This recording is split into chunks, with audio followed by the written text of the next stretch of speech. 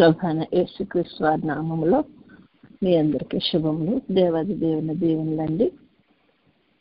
ఈరోజు మనం ధ్యానించుకునే వాక్యము పరమగీతము నుండి, పరమగీతము గ్రంథం నుండి 1వ అధ్యాయము 6వ వచనం చదువుకుందాం. నల్లని దానిని నన్ను చిన్న చూపులు చూడకుడి, నేను ఎండ తగిలిన దానిను.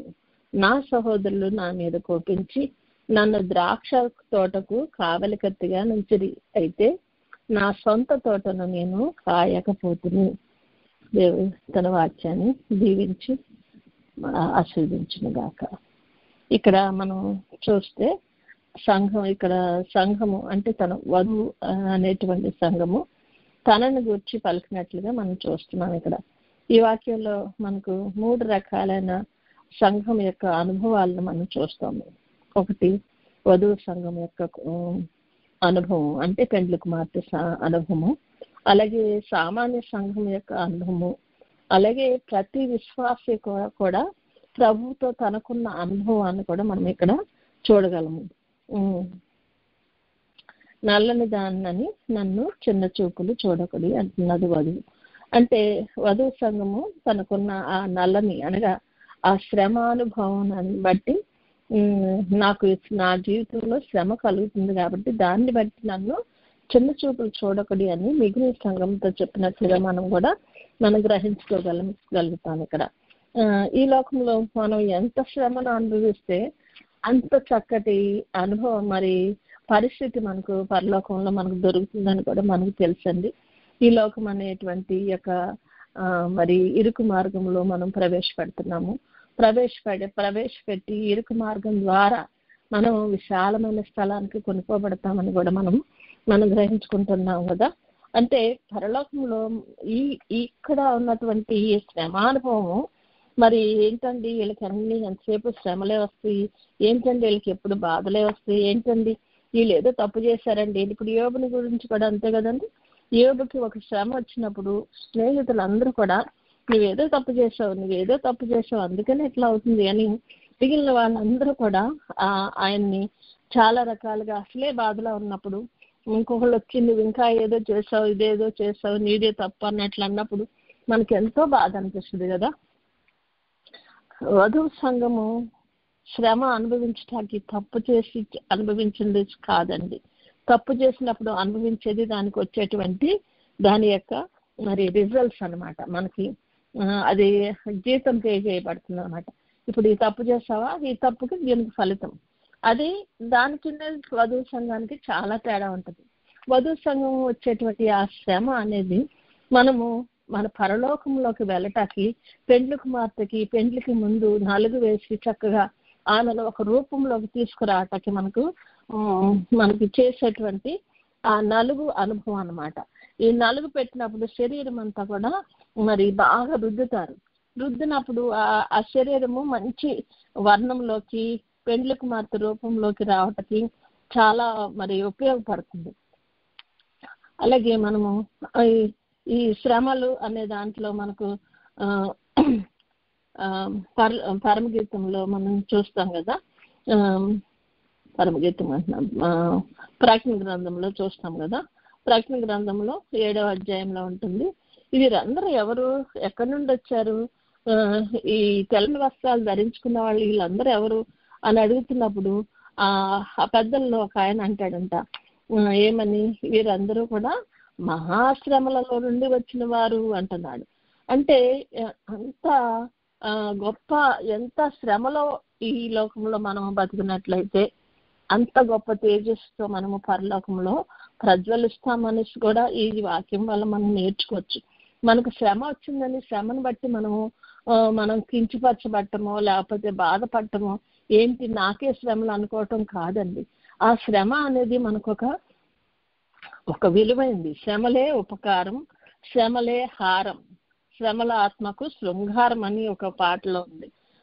మరి శ్రమలో వచ్చినప్పుడు మనము దేవుణ్ణి స్తుతించాల. ఎందుకంటే దేవుడు నన్ను ఏర్పరచుకున్నాడు ఈ యొక్క పనిని నేను చేయటానికి. ఇప్పుడు యోబు గారిని దేవుడు ఏర్పరచుకున్నాడు. ఏంటి, నా బిడ్డ తప్పకుండా ఈ శ్రమ వచ్చినా కూడా నన్ను విడిచిపెట్టే బిడ్డ కాదు, నా మీద ఎంతో నమ్మకం ఉన్న బిడ్డ, కాబట్టి ఈ టెస్ట్కి ఈ బిడ్డ సరిపోతాడు అని అనుకోబట్టి ఆయనకి ఆ శ్రమలు ఇచ్చాడు. అంటే శ్రమ అనేది మనకి మేము ఈ శ్రమ వచ్చింది కాబట్టి ఇగో వీళ్ళకి ఎంతసేపు ఇదే శ్రమలండి, పాపం ఏ శాపము ఇదేంటో శాపం అన్నట్లు అంటారు. తప్పు చేసి శ్రమ పట్టడం వేరు, తప్పు చేయకుండా శ్రమ పట్టడం వేరు. దేవుడు అంటాడు కదా, నా నిమిత్తమై జనులు మిమ్మల్ని నిందించి హింసించి మీ మీద అబద్ధముగా చెడ్డ మాటలెల్లా పలుకున్నప్పుడు మీరు ధన్యులు, సంతోషించి ఆనందించుట మీ ఫలము పరలోకమందు అధికమవుతున్నారు.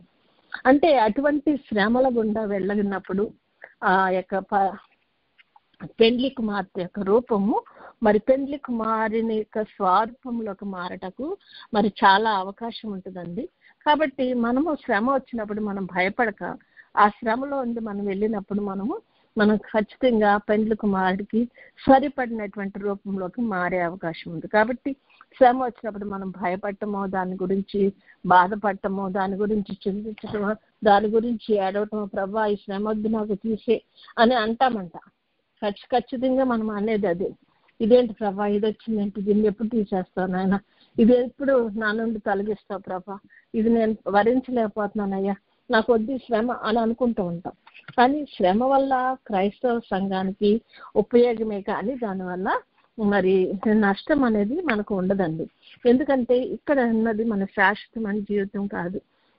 ఈలోకి సంబంధించిన సౌందర్యం కోసం మనము చాలా పాటుపడుతూ ఉంటాం. చాలా మంది చక్కగా మరి మంచిగా కనపడాలి ఇతరులకని ఈలోకి సంబంధమైనటువంటి సౌందర్యం కంటే ఆత్మీయమైన సౌందర్యం సంపాదించుకుంటాకి మరి పాటుపడే వాళ్ళలో ఉండేది వధు సంఘం మాత్రమే. దేవుని మీద దృష్టి పెట్టుకుని ప్రతి నిమిషం కూడా దేవుని విషయంలో నన్ను నేను ఏ విధంగా సిద్ధపరచుకోవాలి, ఏ విధంగా నన్ను మరి ఆ రూపంలోకి మార్చుకోవాలి, ప్రభు రూపంలోకి మారాలి అని మనం చేసుకోవాలన్న ఆలోచించేది వధు సంఘం ఆలోచిస్తుంది. మరి యేసు ప్రభు వారు కూడా మరి ఆయన ఎంతో పరిశుద్ధుడు, అసలు ఆయన కంటే పరిశుద్ధుడు ఎవరూ ఉండరంట. ఏ చాకలియు ఆయన వస్త్రాలు అంత తెల్లగా చేయలేరని కూడా ఉంది. అంత పరిశుద్ధులైన దేవాది దేవుడు ఈ లోకానికి మన కొరకు వచ్చి మన కొరకు శ్రమను అనుభవించాడు. మనకు ఒక మాదిరిని చూపించి వెళ్ళాడు ప్రభు. అంటే మన మీద ఉన్నటువంటి ఆ యొక్క ఆ భారాన్ని తీసివేయటకి ఆయన పరిశుద్ధుడైన ఆయన పాపిగా మార్చబడి మరి దానిని సిలువకి అంటగొట్టాడు. మనం చేయలేము, అది మన మీద ఉన్న పాపాన్ని మనం వేసుకునేటువంటి పరిస్థితి లేదు. ఆల్రెడీ ఆయన చేశాడు కాబట్టి ఆయన్ని ఆశ్రయించిన మనము ఆయన చేసిన ఆ యొక్క పని కొరకు ఆయనలాగా మనం మారాలి అని అనుకోవటం చాలా మంచిది కదా.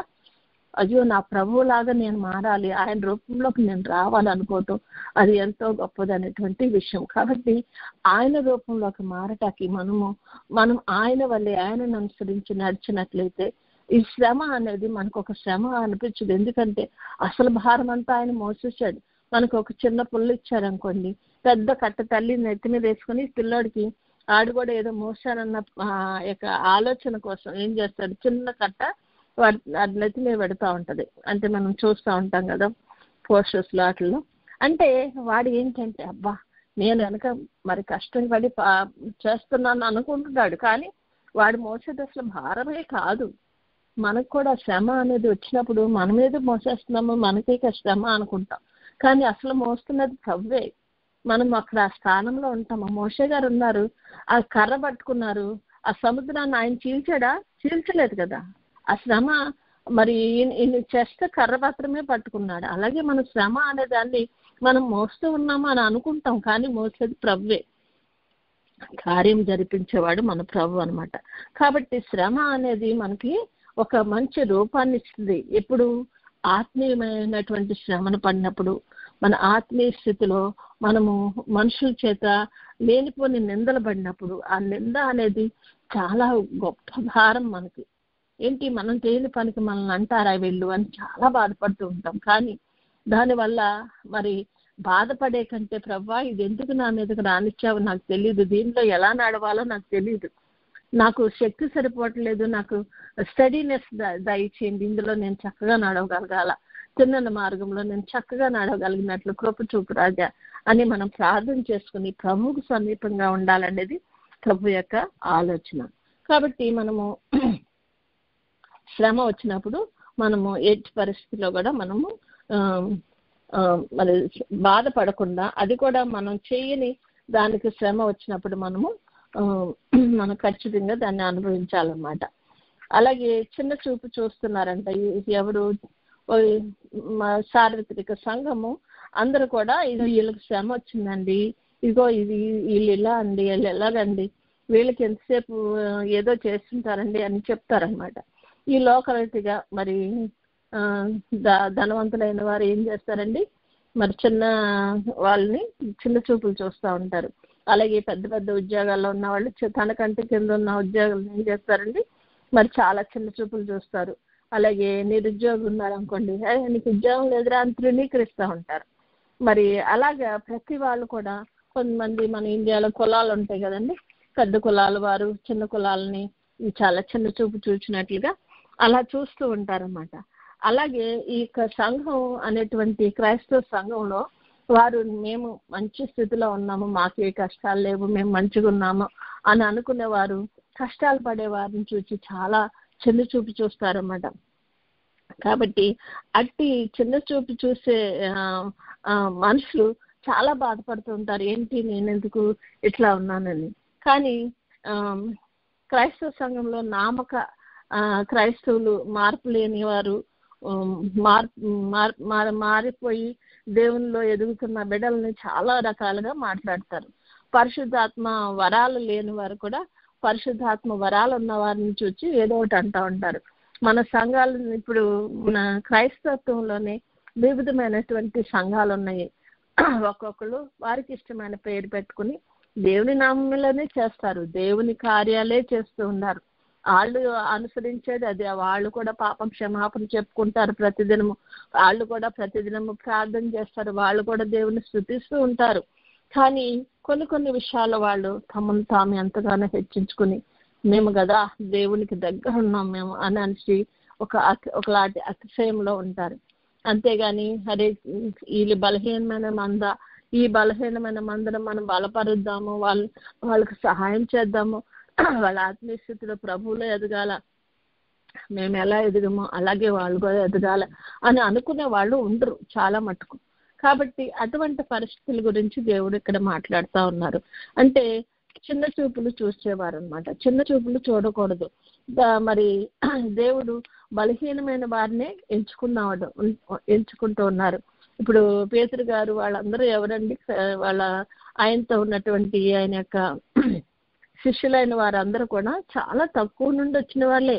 గొప్ప గొప్ప ప్లేసుల్లో ఉండి దేవుడు వాళ్ళని ఎంచుకోలేదు. జస్ట్ చేపలు పట్టుకునేవారు, వాళ్ళని ఎంచుకొని దేవుడు వాళ్ళని ఒక యోగ్యత కలిగిన వారిగా చేస్తున్నాడు. కాబట్టి శ్రమ అనేది మనకు వచ్చినప్పుడు ఈ అయోగ్యతలోనికి మనకి యోగ్యతలోనికి నడిపించడానికి దేవుడు ఇచ్చేటువంటి అది ఒక గొప్ప బహుమానం అని మనం అందరం కూడా గ్రహించాలి.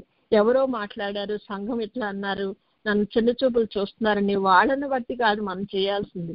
మనల్ని ఒక యోగ్యతలోనికి నడిపించగల శక్తి గల తండ్రి వైపు మనము చూడాలని ప్రభు ఈ దినమున మనతో మాట్లాడుతున్నారు. అలాగే ఎండ తగిలిన దానను అని ఉంటది కదా. ఎండ తగలటం అంటే శ్రమ అనేది తగలటం అనమాట. శ్రమ అనేది, ఈ ఎండ అనేది మనకి చాలా అవసరమైంది. చాలా సాధారణంగా మన వాళ్ళు ఏం చెప్తారండి, పొద్దున్నే లేచి ఎండలో కూర్చుంటే వైటమిన్ డి అంతా మనకు వస్తుంది, దానివల్ల మన బోన్స్ శక్తివంతం అవుతాయి, అది ఇది అని చెప్తారు కదా. అంటే ఎండ అనేది మనకి ఒక చెడుగా తీసుకుంటే మాత్రం అది చెడుగానే ఉంటుంది. కానీ దేవుని నుండి వచ్చేటువంటి ఆ ఎండ, ఆ యొక్క శ్రమ మనకి ఎప్పుడు కూడా మనకు మంచిని చేస్తుంది. దేవుని యొద్ద నుండి, దేవుని యొక్క కృపను బట్టి, దేవుని చేత నిర్ణయింపబడిన ఆ ఎండ, ఆ యొక్క శ్రమ మన జీవితాలకి మెరుగునిస్తుందని మనం చేసుకోవచ్చు. ఇక్కడ వీళ్ళు అంటున్నారు కదా, వీడి కన్నవారా, ఎవరు పాపం చేశారు, ఎందుకు వీడు గుడ్డివాడిగా పుట్టాడు అని అంటున్నారు.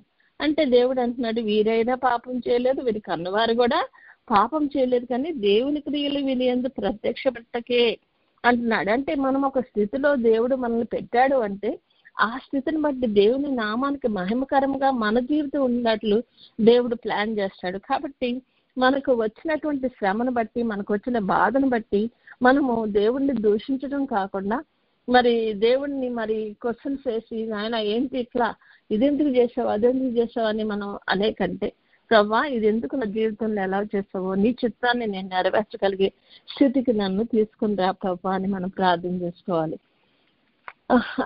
అది మనకి కొన్ని వంశపారంపర్యంగా కూడా వస్తాయి కదండి. ఎలీషా గారి దగ్గర ఉన్నటువంటి గెహజీ అనే అతను ఏం చేశాడంట, అతను పాపం చేశాడు. ఏం చేశాడు, మరి వద్దన్న దాన్ని తను తీసుకోబట్టి తనకి ఏం వచ్చిందండి, పక్షవాయు, లెప్రసీ వచ్చింది కదా. అంటే తను చేసిన కార్యాలను బట్టి చేసిన పాపాన్ని అది ఒక శ్రమగా అనుకోకూడదు మనం, అది మనకు చేసిన పాపానికి ఫలితం అని అనుకోవాలి. కాబట్టి పాపము చేయకుండా వచ్చే శ్రమను మాత్రం దేవుడు మనకు అనుగ్రహించిన బహుమతిగా అనుకోవాలి. దీన్ని మనం డిఫరెన్షియేట్ చేసుకోవాలి, మన జ్ఞానం చేత డిఫరెంట్ చేసుకోవాలి. అంతేగాని ప్రవ్వా నేను ఇంత మంచి చేశాను, అంత మంచి చేశాను, అలా ఉన్నాను, నేను ఎలా ఉన్నానని శాస్త్రంలాగా మనం మాట్లాడకుండా, మరి ప్రభా పాపనైన నన్ను కరుణించి అన్నావు, అతను నీతిమంతుడిగా ఎంచబడినట్లుగా మనము ప్రతి విషయంలోనూ ప్రభువుకి మనము సంపూర్ణంగా సమర్పించుకునే స్థితిలో మనం ఉన్నట్లయితే మనము దేవుని చేత మనం ఎంచుకొనబడిన వారమై ఆ పరలోకంలో మనం తెల్లని వస్త్రాలు ధరించుకునేటువంటి స్థితిని మనము చేరుకుంటాం అన్నమాట. మనకు కలిగిన పాపాన్ని బట్టి కాకుండా దేవుని నామ మహిమార్థమే వచ్చేటువంటి ఆ యొక్క ఆ శ్రమను మనము అనుభవించడం దేవునికి ఇష్టమైనది అనమాట. మన శ్రమ వచ్చినప్పుడు, ప్రభువుని ఆశ్రయించినప్పుడు దేవుడు ఆ శ్రమను పరిహరించగల శక్తి గలవాడు. కానీ ఎప్పుడు చేస్తాడు ఏంటి అన్నది ఆయన చిత్తానుసారంగా మనల్ని నడిపించి దానిలోండి బయటికి తీసుకుని వస్తాడు దేవుడు. కానీ మనమే తొందరపడి తీసే అన్నప్పుడు మనకు రావాల్సిన బహుమతిని మనం అందుకోకుండానే దాన్ని పోగొట్టుకునే పరిస్థితి ఉంటుంది అనమాట. కనుక మనము ఏ పరిస్థితుల్లో కూడా, ప్రతి విషయంలో కూడా దేవుని మీద ఆనుకుంటాం. వచ్చిన ప్రతి దానికి దేవుని వైపు చూసి, ప్రభా ఇది ఎందుకు అలా చేస్తావు నాయన, ఈ శత్రువులు ఎందుకు మా మీదకి వచ్చారు నాయన, దీన్ని ఏ విధంగా చేయాలని దావీదు మహారాజు ప్రతి విషయంలో ప్రభు వైపు చూసేవారట. నాయన ఇది ఎందుకు వచ్చింది, ఇదిగో వీళ్ళు ఎందుకు వచ్చారు, ఇప్పుడు నేనేం చేయాలి, నన్ను ఏం చేయమంటావు, వాళ్ళు నన్ను అప్పగిస్తారా, అయితే నేను ఇక్కడ ఉండి అలా వెళ్ళిపోవాలా, అవన్నీ కూడా ప్రతి విషయంలో కూడా దేవుని వైపు చూసిన బట్టి ఆయన యొక్క రాజ్యము స్థిరపరచబడింది. కాబట్టి మనము కూడా ప్రతి విషయంలో ప్రభు వైపు చూసినట్లయితే మనలను మరి దేవుడు తన రాజ్యంలో స్థిరపరచుకుని, మనల్ని బలపరుచుకుని నిత్య జీవానికి మనలను వారసులను చేస్తారన్నమాట. అలాగే నా సహోదరులు నా మీద కోపించారు అని అంటున్నారు. అంటే క్రీస్తున్న వారందరూ ఏ దేశస్తులైనా సరే మరి అందరం సహోదరులము. ఇప్పుడు క్రీస్తు సంఘంలో క్రీస్తుని కలిగిన వారు ఉన్నారు, లేని వారు కూడా ఉన్నారు కదండి. కాబట్టి క్రీస్తు లేని వారికి చాలా కోపం వస్తుంది, దేవుడు ఉన్న వారికి ప్రేమ ఉంటుంది. దేవుడే ప్రేమ కాబట్టి ఆయనను కలిగిన వారి హృదయాల్లో ప్రేమ అనేది ఉంటుంది. అదే దేవుడు లేని వారికి కోపం ఉంటుంది. ఉదాహరణకి మనం కయ్యని హేబెల్ని తీసుకుందాం. హేబెలు దేవునికి హృదయపూర్వకంగా అర్పించాడంట, దేవుడు దాన్ని అంగీకరించాడు. అదే కయ్యని అర్పణ అంగీకరించలేదు కాబట్టి అతనిలో దేవుని యొక్క మరి ఆలోచన లేదు కాబట్టి అతను ఏమయ్యాడు, కోపం నుంచి తన సహోదరుని చంపేశాడట. వాళ్ళిద్దరు సహోదరులే, ఇద్దరు కూడా ఒక్క రక్తంలో ఒక తల్లి కడుపు నుండి వచ్చిన వాళ్ళే అయినప్పటికీ ఒకరి స్వభావం ఎలా ఉంది, ఒకరి స్వభావం ఎలా ఉంది. అందరం క్రైస్తవులమే, కానీ మనం క్రీస్తుని కలిగిన వారి స్వభావం వేరుగుంటుంది, క్రీస్తు లేని వారి స్వభావం వేరుగుంటుంది. కాబట్టి మనం ఇవన్నీ కూడా మనం ఆలోచించవలసిన వారమే అన్నాము. యోసేపు ఉన్నాడు, యోసేపుకి మరి 11 మంది అన్నదమ్ములు ఉన్నారు కదా, మరి వాళ్ళు కూడా అంతే. మరి యోసేపు తను చెప్పేటువంటి ఆ కార్యాలు యోసేపు మరి తండ్రి చేత ప్రేమింపబడే విధానాన్ని బట్టి సహోదరులందరికీ అసూయ పుట్టింది. వాళ్ళు కనుక అరే ఇది మా తమ్ముడు ఎంత చక్కగా, డాడీ చూడు ఎంత మంచిగా ఉన్నాడు, వీడు ఎంత క్యూట్గా ఉన్నాడు అని వాళ్ళు సంతోషించినట్లయితే అసలు ఆ యొక్క ప్రేమ వాళ్ళలో కూడా మనం చూడగలుగుతాం. కానీ అది లేకపోయిన కారణం చేత వారు ఏం చేశారు, అతన్ని మరి ఐగుప్తులకి అమ్మేసేటువంటి పరిస్థితిని మరి వచ్చిందనమాట. కానీ దేవుడు యోసేపుని విడిచిపెట్టాడా? విడిచిపెట్టలేదు. ఎందుకంటే ఆయన ఒక మార్గాన్ని ఏర్పరచాడు. ఇక్కడ నుండే అసలు మార్గం ఏర్పరచుకోవాలని అనుకున్నొచ్చు దేవుడు, మనకు తెలీదు. కానీ మరి వీళ్ళు చేసిన ఆ యొక్క క్రియను బట్టి దానిలో ఉండే ఒక మార్గం ఏర్పరిచి దేవుడు ఆయన ఒక పెద్ద రాజుగా చేసి ఆయన ద్వారానే వారందరూ రక్షింపబడినట్లు కూడా కృప చూపించాడు దేవుడు. కాబట్టి మనకు శ్రమ వచ్చింది కదా, మనకి బాధ వచ్చింది కదా, వాళ్ళు ఏంటి నన్ను చిన్న చూపు చూస్తున్నారు, ఏంటి నా సహోదరులు నా మీద కోపించారు అని మనం వాళ్ళ గురించి బాధపడటం కాదు. ఈయన ఎప్పుడు అంటున్నాడు, యోసేపు అంటున్నాడు అక్కడ, మరి ఈ తప్పు చేసి నేను దేవుని దృష్టిలో నిర్దోషులుగా ఎలా నిలబడతాను అంటున్నాడు. అంటే తన ఆలోచన ఎప్పుడు దేవుని దృష్టిలో నేను ఎలా నిర్దోషిగా ఉండాలి, దేవుడు నా హృదయంలో పెట్టిన కళను ఆయన నెరవేర్చే శక్తి గల దేవుడు కాబట్టి ఆయన దృష్టిలో నిర్దోషంగా ఉండి ఆయన ఇచ్చే బహుమతులు పొందాలి అనుకున్నాడు. కానీ ఆ శ్రమ వైపు మరి శ్రమలో మరి ఏదో ఒకటి చేసేద్దాం, పాపం చేసేద్దాం అనుకోలేదు. మనం కూడా మనకు వచ్చిన శ్రమను బట్టి మనం ఏదో ఒకటిలే పర్వాలేదులే కాంప్రమైజ్ దేవుడు తెలీదా ఏంటి అని అనుకోకుండా మనము దేవుడు ఈ శ్రమను నా మీదకి ఇచ్చాడంటే దీంట్లో ఆయనకి ఏదో పర్పస్ ఉంది కాబట్టి let me stand in this, ఈ విషయంలో నేను స్ట్రాంగ్ ఉండాలి, ఈ విషయంలో నేను ప్రార్థన చేసుకుని ప్రభువుకు మరింత సమీపంగా ఉండాలని మనము అనుకోవాలన్నమాట. ఎందుకంటే సహోదరులే వాళ్ళు, మన తోటి సంఘాలే, ఒక సంఘం మీద ఒక సంఘం ఎన్నో లేనిపోని అన్ని చెప్పుకుంటూ ఉంటారు. లేనిపోని అన్ని ఈ సంఘంలో ఇలా జరుగుతుందండి, ఆ సంఘం ఇలా జరుగుతుంది, అలాగని ఎదుటి వాళ్ళు తప్పులు చూపిస్తూ ఉంటారు. అంటే వాళ్ళ కంట్లో ఉన్న దూలాలను చూసుకోరట కానీ ఎదుటి వాళ్ళ కంట్లో నలుసును తీసివేయటానికి చూస్తూ ఉంటారు. అటువంటి వాళ్ళు సహోదరులు. ఆ సహోదరుల గురించి మనం ఆలోచించాల్సిన పని లేదు. ఎందుకంటే మనలను మరి నిర్దోషులుగా తండ్రి ఎదుట నిలబెట్టగల శక్తి గల తండ్రి ఆయన వైపు మనం చూసినప్పుడు మనం ప్రతి విషయంలోనూ ఒకళ్ళు పాపం చేసిన మనల్ని కడిగి పవిత్రపరచగల శక్తి గల ఆయన్ని మాత్రమే మనం ఆశ్రయించినట్లయితే మనము ఆయన ఎదుట నిర్దోషంగా నిలబడగలము. కాబట్టి సహోదరులు అన్న దాన్ని బట్టి లేకపోతే వాళ్ళు కోపం చేసిన దాన్ని బట్టో వీళ్ళ గురించి వాళ్ళ గురించి ఈ లోకంలో ఉన్న ప్రతి విధమైన పరిస్థితిని గురించి మనం ఆలోచిస్తూ మనము చేయవలసిన పనిని మనం చేయకుండా ఉన్నట్లయితే మనం ఏ పరిస్థితుల్లో కూడా మన తోటను మనము కాయలేని స్థితికి వస్తాం అన్నమాట. ఇక్కడ ద్రాక్ష తోటలకు కావలించారు అని చెప్తున్నారు కదా, వాళ్ళు నా మీద కోపగించి ద్రాక్ష తోటకు కావలి కత్తిగా ఉంచారు అంటున్నారు. అంటే ద్రాక్ష తోట అనేది ప్రభు యొక్క మరి నేను ద్రాక్షవల్లిని మీరందరూ నా తీగలు అంటున్నారు ప్రభు కదా. కాబట్టి ఆయన ద్రాక్ష తోటకి యజమాని, ఆయనే మరి ద్రాక్ష తోటను కట్టించారు, దానికి అన్ని చేయించిన దేవాది దేవుడు. కాబట్టి ద్రాక్షవల్లి అన్న క్రీస్తులో నుండి వచ్చిన ఆ తీగలన్నీ కూడా క్రైస్తవ సంఘం అనేటువంటి ద్రాక్ష తోట అయింది. కాబట్టి ప్రభువులో నుండి వచ్చిన ప్రతి క్రైస్తవ సంఘం కూడా ఆయనలో నుండి వచ్చిన తీగల్లాగా ఉన్నాం అనమాట. ఈ ద్రాక్ష తోట శాఖలే మరి లోకమంతా కూడా వ్యాపించేసిందంట. ఇది నార్మల్ మరి సామాన్యమైనటువంటి సంఘము. ఈ సంఘంలో ఆత్మీయమైనటువంటి అంతస్తు గల వారు ఉన్నారు, ఆత్మీయ స్థితిలో మరి డౌన్ గా ఉన్న మనుషులు కూడా ఉన్నారన్నమాట. కాబట్టి మన ఆత్మీయ స్థితి యొక్క కాపుదల అనేది మనం ఏ విధంగా మనం ఫలిస్తున్నామో అన్నది దేవునికి ఇష్టమైన మరి ఫలాలు ఫలించే స్థితిలో మనం ఎవరున్నామో వారిని దేవుడు మరి దృష్టిస్తాడని కూడా మనకు తెలుసు. కాబట్టి మనము ప్రభు కొరకు ఏమి ఫలాలు ఫలిస్తున్నామని చూడాలి కానీ మనల్ని ఎవరు ఏం చేస్తారు అనేది మనము చూడకూడదు అనమాట. ఈ మరి ప్రతి విధమైన ఆచారాలు పెట్టుకుని ఇదో మా సంఘంలో ఇది చేస్తామండి, మా సంఘంలో ఇది చేయమండి, అరే మేము పరలోక ప్రార్థన చెప్పమండి, అరే మేము ఈ విషయంలో ఇది చేయమండి, ఇదేందుకండి వీళ్ళు ఎలా చేస్తున్నారు ఏంటండి, మనం ఎదుటి వాళ్ళని ఏలు పెట్టి చూపించేటువంటి స్థితిలో మనం ఉండకూడదు. నీకు దేవుడు ఒక పని ఇచ్చాడా, నీకు ఇచ్చిన పనిని బట్టి నువ్వు ఫుల్ఫిల్ చేసుకో.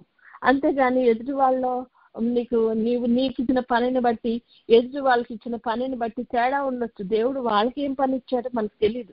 కాబట్టి ఏ విషయంలో కూడా మనము వీళ్ళని చూపించి అయ్యో వాళ్ళు ఎలా చేస్తారు కాబట్టి వీళ్ళు తప్పు అని మనకు అనవసరం. తీర్పు తీర్చేది అంటే దేవుడు ఉన్నాడు మనకి. కానీ ఏ విషయంలో సరే మనకు మంచి అని తెలిసినప్పుడు ఇదో నాకు ఇది మంచి అనిపించిందండి, ఇది దేవుడు నాకు ఈ విధంగా నడిపించాడని మనం చెప్పుకోవటం తప్పలేదు. కానీ ఎదుటి వాళ్ళలో ఉన్నటువంటి మరి మనము తప్పు అనుకునే విషయాల గురించి మనం విమర్శించకూడదు. ఎందుకంటే మనం క్రైస్తవులంగా ఎవరిని కూడా ఇది నీకు నీ పరిస్థితి ఇది అని తీర్పు ఇచ్చే స్థితిలో మనము ఒక క్రైస్తవుడు ఉండకూడదు. ఎందుకంటే తీర్పు తీర్చే పని పగ తీర్చుట నా పని అంటున్నాడు ప్రభు. మనం కాదు ఏ విషయంలో కూడా ఇదిగో వీళ్ళు ఇలా అనేసి తీర్పు తీర్చుకోవడము వాళ్ళు చాలా చెడ్డోళ్ళండి, మీకు తెలియదండి వాళ్ళ సంగతి అని అట్లా మాట్లాడుకుంటారు. అది కాదు మనం చేయాల్సింది. మనకు అనవసరం ఒకరు వాళ్ళు చెడ్డవాళ్ళ ప్రభా నాయన వాళ్ళ గురించి ఇట్లా వింటున్నానయ్యా, వాళ్ళు తప్పు చేస్తే వాళ్ళని సరిచే. ఎందుకంటే మనకు తెలియదు వాళ్ళు ఏ మార్గంలో ఆ మార్గంలో ఎందుకు నడిపిస్తున్నాడో ప్రభు మనకు తెలియదు. కానీ వాళ్ళకి సపోర్ట్గా దేవుని ఆత్మ వారితో ఉండి వారిని సరైన రీతిలో నడిపించాలని మనం ప్రార్థన చేయాలి. కాబట్టి ప్రతి విషయంలో కూడా ఈ ఆచారాలు అనేటువంటి కంచె మన చుట్టూ వేసుకుని ఆ కంచె మన యొక్క ఆత్మీయ స్థితిని మింగివేసే స్థితిలోకి మనం ఉండకుండా మనము ప్రతి విషయంలో కూడా ప్రభు యొక్క కంచె ద్వారా ప్రభు ద్వారా ఆత్మ ద్వారా నడిపించబడేటువంటి స్థితిలో మనం ఉండాలని దేవుడు కోరుకుంటున్నాడు. కాబట్టి మనము అటువంటి సంఘాన్ని మనం కాసే స్థితిలో మనం ఉంటున్నామా, లేకపోతే ప్రభు చేత మనము నిర్ణయింపబడిన వారంగా, ప్రభు చేత మనము కాపరులంగా, ప్రభు చేత ఇతరులకు చెప్పే స్థితిలో ప్రభు ఏమి చెప్తాడో దానిని మాత్రమే చేయగలిగిన స్థితిలో మనం ఉండగలిగినట్లయితే మరి ప్రభువుకి ఇష్టమైన స్థితిలో మనము ఉంటాం అన్నమాట. అదే కాకుండా ఇక్కడ మా సొంత తోటను నేను కాయకపోతుంది అంటున్నాడు. అంటే మనం ఏం చేస్తాము ప్రతి విషయంలో వాళ్ళిలా వీళ్ళిలా అని మన సొంత కాకుండా వాళ్ళు నిర్ణయించిన దాని ప్రకారం మనం నడుచుకోవాలని, మనుషులు నిర్ణయించిన పద్ధతులు దైవోపదేశంలో చెప్తారట. కాబట్టి అటువంటి స్థితిలోకి మనం రాకుండా మన సొంత తోటను మనం కాసుకోవాలి. విశ్వాసి తన శరీర విషయంలో చేయవలసిన క్రమాలన్నీ కూడా చేయాలి అని. మరి ఎన్ని కష్టాలు వచ్చినా అనారోగ్యములు వచ్చినా కూడా మరి విశ్వాసి ఖచ్చితంగా వస్తాయి. అవన్నీ కూడా మరి కష్టాల లిస్టులో ఉన్నవే. అవన్నీ కూడా ఒక కష్టమే. కుటుంబ విషయంలో కానీ, బిడ్డల విషయంలో కానీ, మరి ప్రతి విషయంలో కూడా ఎన్నో కష్టాలు వస్తాయి విశ్వాసికి. మరి ఆత్మీయ సంబంధమైన క్రమము లేని ఎడల మనం ప్రతి విషయంలో ప్రభు మీద ఆధారపడకుండా మన సొంత మేట్ల మీద ఆధారపడినట్లయితే మనం క్రమం తప్పిన వాళ్ళం అవుతాము. దేవుడు ఏం చెప్తున్నాడో అది చేయకుండా మన సొంత జ్ఞానంతో వెళ్ళినట్లయితే దానివల్ల నష్టమే వస్తుంది. మరి జ్ఞానులైన వారు యేసు ప్రభుని చూడటానికి వచ్చినప్పుడు వాళ్ళు ఏం చేస్తారండి, మరి నక్షత్రాన్ని చూసి రాజుగారి ప్యాలెస్కి వెళ్దాం అనుకున్నారు. నక్షత్రం వాటిని నడిపించలేదు వారిని. కానీ వాళ్ళు అక్కడికి వెళ్ళి వాళ్ళ సొంత జ్ఞానం మీద ఆధారపడటం వల్ల అనేక మంది పిల్లలు 2 సంవత్సరాల్లో పిల్లలందరినీ ఆ రాజు చంపేశాడని కూడా వింటున్నాం. అంటే ఒకరికి నష్టం కలుగుతుంది మన సొంత అభిప్రాయం మీద మనం ఉన్నట్లయితే. కాబట్టి అలా కాకుండా ప్రభు మీద ఆధారపడి మనం వెళ్ళాలి. మన సొంత తోటను మనం కాసే స్థితిలో మనం ఉండాలి. అంటే మనకు ఒక ఆత్మీయమైనటువంటి ఒక స్థితి ఉంది, మన సొంతది, మన ఆత్మను మనం ఏ విధంగా కాపాడుకుంటున్నాము, మన సొంత తోటని ఏ విధంగా శ్రద్ధ తీసుకుంటున్నాము, మన ఆత్మను ఏ విధంగా కాపాడుకుంటున్నాము అనేది మనం చూడాలి. కానీ ఎదుటి వాళ్ళ గురించి వాళ్ళు ఇలా వీళ్ళు ఇలా అనుకుని వాళ్ళ గురించి వీళ్ళ గురించి మాట్లాడుతూ లేనిపోని అన్ని చేసుకుంటూ మన సొంత ఆత్మను కాపాడుకోకుండా మనం ఉన్నట్లయితే ఈ నిమిషంలో దేవుడు వస్తే మనం దేవునితో వెళ్ళగలమా? మన ఆత్మ ఏ స్థితిలో ఉంది? మనం సరైన స్థితిలో ఉన్నామా? ప్రభు ఈ నిమిషంలో వస్తే నేను రాకడికి సిద్ధంగా ఉన్నానా?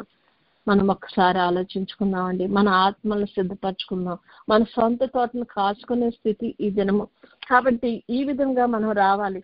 దేవుడు ప్రకటన గ్రంథంలో చెప్తారు కదా, మరి ఏమంటారు,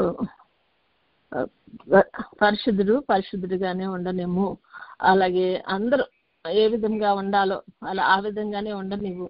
ఇంకా ఆ విధంగా ఉన్నప్పుడు మీరు మాత్రం అన్యాయం చేయవాడు ఇకను అన్యాయమే చేయనేమో, అపవిత్రుడైన వారు ఇంకనూ అపవిత్రుడిగానే ఉండనేమో, నీతిమంతుడు ఇంకనూ నీతిమంతుడిగానే ఉండనేమో.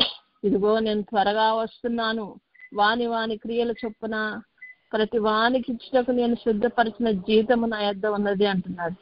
అంటే ఇప్పుడు త్వరగా ప్రభు వచ్చే సమయంలో నా జీతం ఏంటి, నేను చేసిన పనికి నా ఫలితం ఏంటి మనం ఆలోచించుకున్నాము. అతి ధన్యతలోకి దేవుడు మనలను, మన బిడ్డలను, మన కుటుంబాలను నడిపించి మరి ఆయన రాకడలో మనం నిందారహితులను గాను నిర్దోషులను గాను ప్రభు సింహాసనం ఎదుట నిలవబడగల శక్తి గల వారు మగ్నట్లు దేవుడు మనల్ని ఆశీర్వదించును గాక.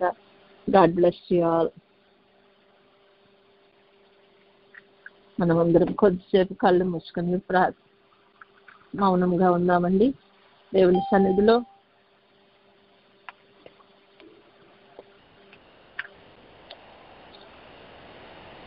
మనం నిదానం కలిగిన వారమే. మనం ఈ 7 మెట్లు ప్రతిదినము ఆయనతో చేసుకున్నట్లయితే, ఆయనతో సహవాసం చేస్తున్నట్లయితే మనం ఆత్మీయ స్థితిలో మంచి ఉన్నతమైనటువంటి స్థితికి రాగలము. మన సొంత తోటను మనము జాగ్రత్త తీసుకుని ఫలించే స్థితిలోకి తయారు చేసుకోగలము. అటువంటి ఫలించే స్థితిలోకి మనం రావాలంటే మనము ఖచ్చితంగా ప్రభువుని ఆశ్రయించాలి. ఆయన సన్నిధిలో మనం కూర్చుండాలి. అనుదినము ఆయన సన్నిధి దగ్గర మనము ఆయన గడపల యొద్ద కాచుకుని ఉండాలా. ఎందుకంటే దేవుడు మనలను కనికరించే దేవుడు, మనలను సరిచేసే దేవుడు, మనల్ని శుద్ధి చేసే దేవుడు, మనలను మన పాపముల నుండి పవిత్రంగా చేయగలిగిన శక్తి గల దేవుడిని మనం కలిగి ఉన్నాము.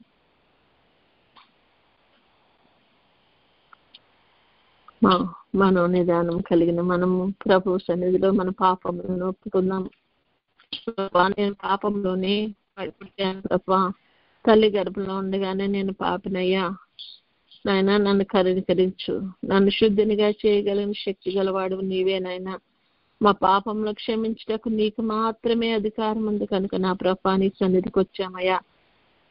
మమ్మల్ని నీ రూపంలోనికి మార్చుకోనాయన, నీ రక్తంతో కడిగి పవిత్రపరచు ప్రభా అని ప్రభు సన్నిధిలో మన పాపములను ఒప్పుకుందాం.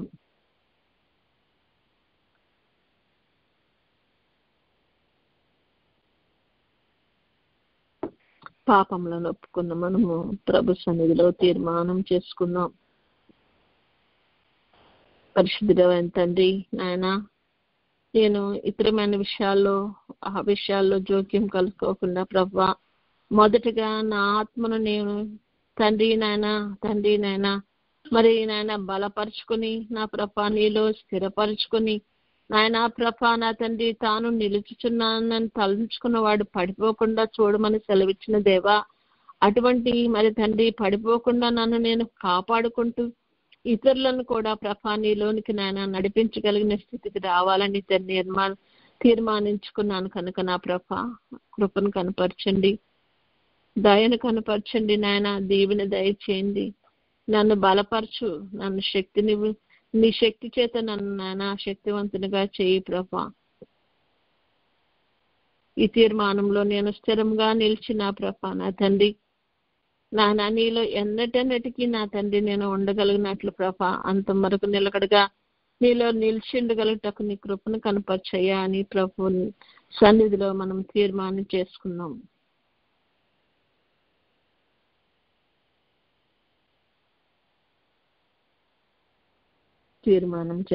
మనము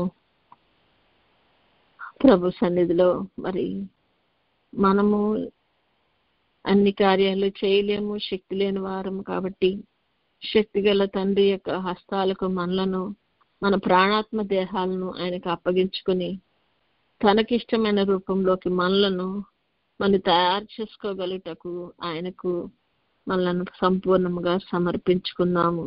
ఆయన చిత్త ప్రకారము మనలను తన యొక్క ప్రణాళిక ప్రకారం మనలను నడిపించినట్లు మనలను తండ్రి సింహాసనం ఎదుట నిర్దోషులుగా నిష్కలంకులుగా నిలబెట్టగలిగినకు మరి ఆయనకు మనం సంపూర్ణంగా సమర్పించుకుందాం. ఒక అర్హమైన పాత్రగా యజమానుడు వాడుకుంటే ఒక అర్హమైన పాత్రగా మనలను ఆయన తయారు చేసుకోగలిగేటకు ఆయనకు మనలను సంపూర్ణంగా సమర్పించుకుందాం.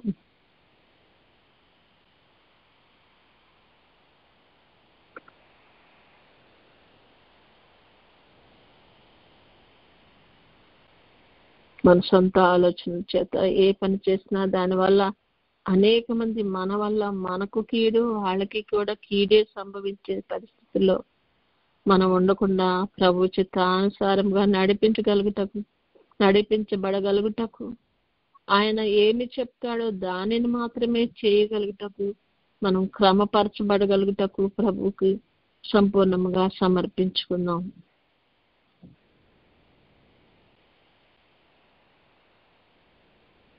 నాయన, నాలో ఉన్న స్వనీతిని తీసివేయి రాజా. నీ నీతిపై మేము ఆధారపడి, నీ నీతి మీద కట్టబడి, క్రీస్తు అనే బండ మీద మేము కట్టబడగలుగుటకు నా తండ్రి నాయన, ఇదిగో నన్ను నేను నీకు సమర్పించుకుంటున్నాను ప్రభా. నన్ను నీవు మలుచుకోయా, నన్ను నీవు చెక్కుకో నాయన, నీకు ఇష్టమైన రూపంలోకి మార్చుకో ప్రభా అని ప్రభుకు సమర్పించుకుందాం.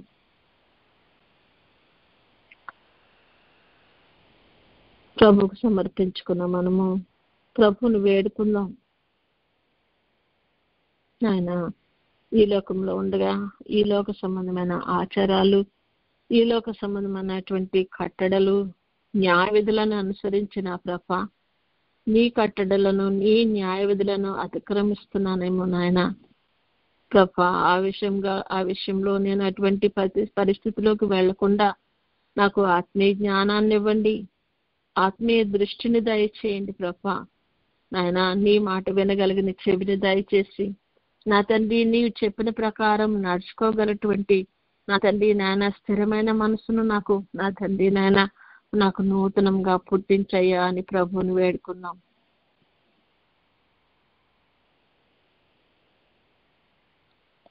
నా సొంత క్రియల వల్ల నేను ఎన్నో నష్టపోతున్నానయ్యా, సొంత ఆలోచనల వల్ల నేను ఎన్నో నష్టపోతున్నానయ్యా. సొంత వారిని కూడా ప్రభా నా తండ్రి నాయన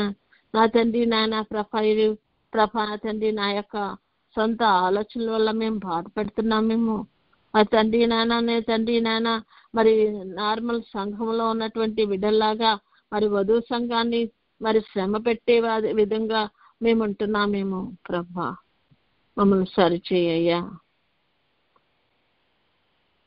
ఎదుటి వాళ్ళలో తప్పులు చూసుకుంటూ మాలోని తప్పులు సరి చేసుకొని అనే స్థితిలో మేము ఉండట్లయితే మమ్మల్ని క్షమించు నాయనా.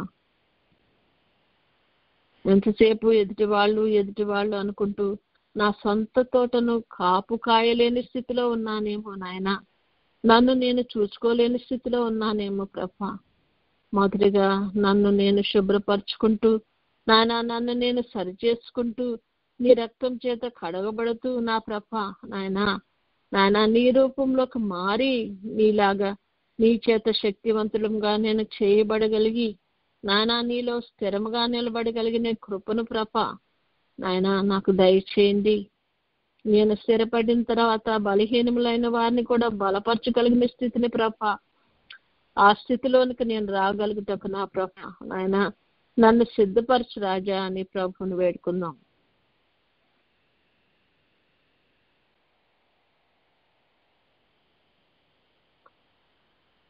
నాయన నీ రాకడలో ఎత్తబడగలిగే గొప్ప కృపను తరుణాన్ని మాకు దయచేయండి. అట్టి సిద్ధపాటును మాకు దయచేయి ప్రభా అని ప్రభువుని వేడుకుందాం. మనము ప్రభువుని స్తుతించుకుందాం. నాయన మమ్మలను నూతన మాసంలో నూతన వారంలో ప్రవేశపెట్టిన దేవా నీకు కోటాను కోట్ల స్తుతులు స్తోత్రాలు. సజీవ లెక్కలో మమ్మల్ని నీ సన్నిధిలో ఉంచిన దేవా నీకు వందనాలయ్యా. అవును తండ్రి, ఇచ్చిన సమయంలో ప్రభా మేము దాన్ని వ్యర్థం చేసుకొనకుండా నా ప్రభా సమయమును పోనీక సద్వినియోగం చేసుకొనొచ్చు అని సెలవిచ్చిన రీతిగా ప్రభా మేము సద్వినియోగం చేసుకుంటాం. నీ సన్నిధిలో కూర్చోగలిగే ధన్యతను దయచేసిన దేవానికి వందనాలయ్యా. మేము తండ్రి నాయన ప్రభా నా తండ్రి నీ సన్నిధిలో నా ప్రభా నాయన మరి మా సొంత తోట గురించి నాయన మేము నాయన శ్రద్ధ తీసుకోవాలని ప్రభా నువ్వు చేసినటువంటి యొక్క గొప్ప మరి తండ్రి నాయన ప్రభా ఆలోచనకై నీకు వందనాలు స్తుతులు స్తోత్రాలయ్యా. నీ నడిపింపుకై నీకు వందనాలు స్తుతులు స్తోత్రాలయ్యా. మా ఆత్మల గురించి మేము ప్రభా నా తండ్రి నాయన మరి తండ్రి శ్రద్ధ తీసుకోగలుగుటకు ప్రభా మా ఆత్మీయ దీపాలు ఆరిపోకుండా వాటి గురించి మేము శ్రద్ధ తీసుకోగలుగుటకు నాయన మమ్మలను ఆలోచింప చేసిన తండ్రి నీకు స్తుతులు స్తోత్రాలయ్యా. అటువంటి మార్గంలో మమ్మల్ని నడిపించుచున్న తండ్రి నీకు వందనాలయ్యా. మమ్మల్ని ఏర్పరచుకున్నందుకు నీకు వందనాలయ్యా. నీ ఏర్పాట్లో మేము నిలిచి ఉండగలిగే గొప్ప కృపను దయచేసినందుకు నీకు వందనాలయ్యా.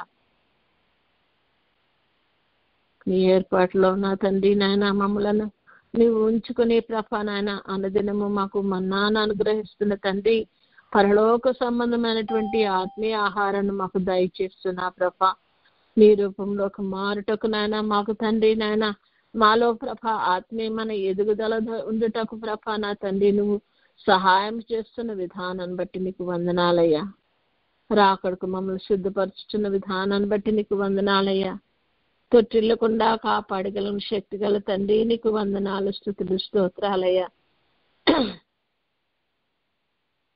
నాయన ప్రభ ఇటు అటు దిక్కులు చూడకుండా నా ప్రభ నీ మీద మాత్రమే మా దృష్టిని నిలుపుకుంటూ ముందుకు సాగిపోవటకు నాయన మమ్మల్ని అనుదినము ప్రభ హెచ్చరించుచు నడిపించుచున్న దేవాది దేవా నీకు వందనాలు, స్తుతులు, స్తోత్రాలు చెల్లిస్తున్నామయ్యా అని స్తుతులు చెల్లిద్దాం.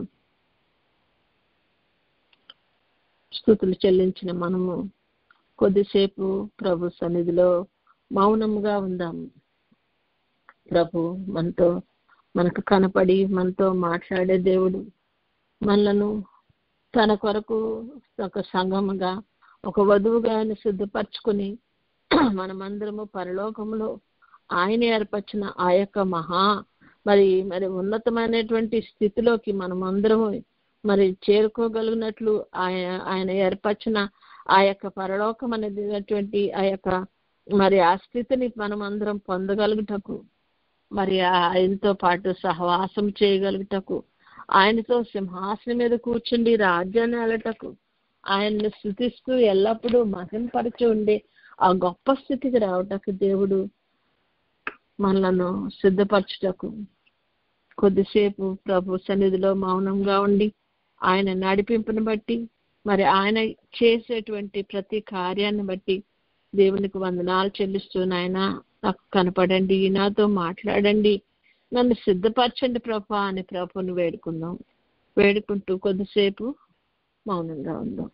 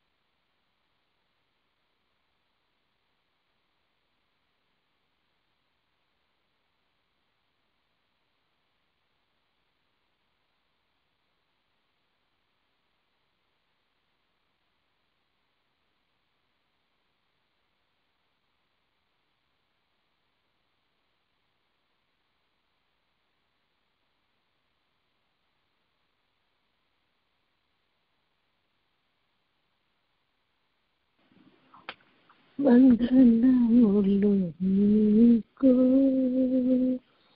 శుభవందనములు నీకు, ఆనందముతో కూడిన నా హృదయ వందనములు నీకు. స్తోత్రం స్తోత్రం నాయన, స్తుతులకు పాత్ర, స్తోత్రార్హుడవయ్యా. ఇప్పటి వరకు నీ కార్యక్రమంలో నడిపించిన తండ్రి నీకు వందనాలు.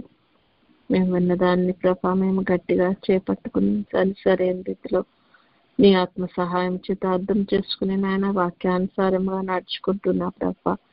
నాయన నీ యొక్క రూపంలోకి నా తండ్రి మేము మారగలుగుటకు నీ కృపను కనికరాన్ని అనుగ్రహించమని, మాతో నీ సన్నిధి నుంచమని నాయన. ఈ లోకంలో మేము బతుకున్నంత కాలం కూడా నాయన మాకు వచ్చిన ఏ విధమైన శ్రమను బట్టి కూడా నా తండ్రి మేము తండ్రి కించపరచబడకుండానట్లు ప్రభా నాయన ప్రతి విషయంలోనూ నాయన నీవు మమ్మల్ని ఈ మార్గంలో ఎందుకు తీసుకుని వెళ్తున్నామని ప్రభా నీ యొక్క కృపను బట్టి నా తండ్రి నీ మీద భారం వేసిన ప్రభా నా తండ్రి మమ్మల్ని ఈ మార్గంలోండి మంచి ఇరుకు మార్గంలోండి నాయన ప్రభా విశాలమైన స్థలం నాకు తోడుకుని వెళ్ళే దేవాది దేవుడు అని, మేము ఎక్కలేనంత కొండ బతుకు ఎక్కించగలిగిన శక్తి గల దేవుడు అని నీ మీద విశ్వాసంతో నా ప్రభ మేము నీ మీద ఆనుకుని నాయన ఆ యొక్క ప్రయాణాన్ని మేము సాగించుకుని నా తండ్రి నిత్య జీవానికి వారసులకు ప్రభ నాయన నీ చేత యోగ్యులంగా ఎంచబడేటువంటి స్థితిని మాకందరికి దయచేయమని, ప్రతి విషయంలోనూ నా ప్రభ నాయన నిన్ను బట్టి ప్రభ నా తండ్రి మేము బలపరచబడి నా తండ్రి నాయన ప్రభ ఏ విధమైన శ్రమకైన సరిని ప్రభ నా తండ్రి ప్రతి భారమును ప్రభ నీ మీద వేస్త ప్రభ మీ గురించి చింతించే ప్రభు నేనున్నానని సెలవిచ్చిన తండ్రి మా చింత యావత్తు నీ మీద వేసిన ఆయన తండ్రి నాయన మేము తండ్రి నాయన నిన్ను నా తండ్రి అనుసరించి నడుచుకుంటూ ముందుకు సాగగలిగిన గొప్ప కృపను, మీరు ఆకడలు ఎత్తబడగలిగిన గొప్ప కృపను మాకు దయచేయమని, మాకు మా బిడ్డలకు మా కుటుంబాలకు నా తండ్రి నాయన ప్రభాటి గొప్ప ధన్యతను మాకు అనుగ్రహించి నువ్వు నడిపించమని, సమస్త విషయాల్లో నీవే మహిమ ఘనత కీర్తి ప్రభావాలు పొందుకోమని యేసయ్య అతి శ్రేష్టమైన నామంలో అడిగి పొందుకొని ఉన్నాం తండ్రి. ఆమేన్.